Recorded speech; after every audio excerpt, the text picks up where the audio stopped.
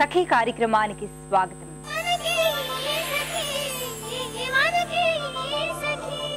పంతొమ్మిది 1994 సంవత్సరంలో మే 15వ తేదీ నాడు అంతర్జాతీయ కుటుంబ దినోత్సవాన్ని పాటించవలసిందిగా ఐక్యరాజ్య సమితి పిలుపునిచ్చింది.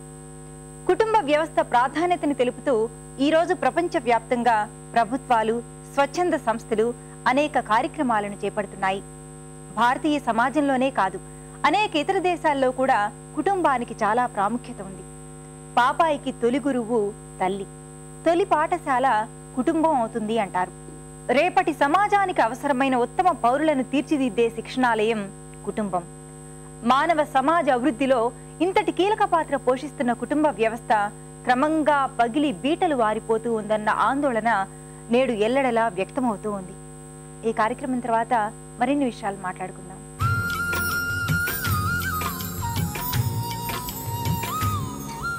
Hi, welcome to Soundarya Lahari. So ఇవాళ మన సౌందర్య లహరిలో మనం కుక్కట్పల్లిలో ఉన్న ఆశా బ్యూటీ కేర్కి వచ్చేసాం.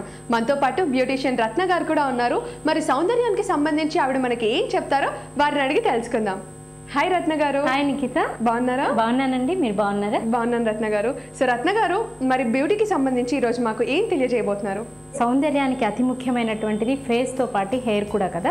సో హెయిర్కి సంబంధించినటువంటి అందమైన జుట్టు కావాలనేది అందరూ కోరుకుంటూ ఉంటారు.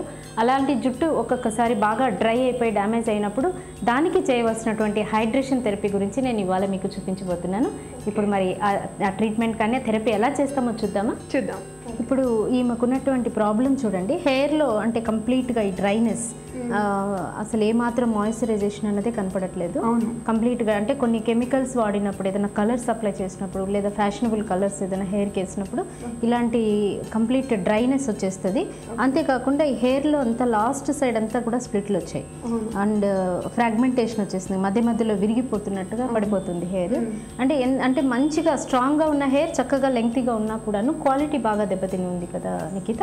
సో దీనికి మనం ఏం చేయొచ్చు అంటే హైడ్రేషన్ థెరపీ ఇవ్వచ్చు. సో ఇట్లాంటి కండిషన్లో థెరప్యూటికల్గా ఆ యాక్టివిటీని పెంచేటి, అంటే సెబేషియస్ గ్లాండ్ యాక్టివిటీని పెంచేటువంటి ట్రీట్మెంట్ తీసుకుంటూ పైన కంప్లీట్గా హైడ్రేషన్ సొల్యూషన్స్ అప్లై చేస్తే చక్కగా మాయిశ్చర్గా ఉన్నట్టుగా అందమైన జుట్టుని తీసుకురావచ్చు. మనం ఇప్పుడు ఏంటంటే నేను ఒక మెషిన్ ట్రీట్మెంట్ ఇస్తాను, హై ఫ్రీక్వెన్సీ మెషిన్ ట్రీట్మెంట్. స్కాల్ప్కి ట్రీట్మెంట్ ఇస్తున్నాను నిఖిత. ఓకే, సో ఇది చేయడం వల్ల ఒక మసాజ్ లాగా ఉంటుందా? మసాజ్ కాదు ఇది, యాక్చువల్గా దీంట్లో బ్యాక్టీరియా కిల్లింగ్ ప్రోడక్ట్స్ ఉంటుంది దీంట్లో. కంప్లీట్గా స్కిన్ మీద ఉన్నటువంటి బ్యాక్టీరియాని కిల్ చేయడమే కాకుండా లోపల ఉన్నటువంటి బ్లడ్ సర్క్యులేషన్ ఇంక్రీజ్ చేస్తుంది అనమాట. అంటే ఇది బ్యాక్టీసైడ్గా పనిచేస్తుంది, మళ్ళీ బ్లడ్ సర్క్యులేషన్ ఇంక్రీజ్ చేస్తుంది. సో ఇట్లా కంప్లీట్గా స్కాల్ప్ మొత్తం రూట్స్కి తగిలేలాగా అన్ని ఏరియాస్లో హై ఫ్రీక్వెన్సీ ఇస్తున్నాను.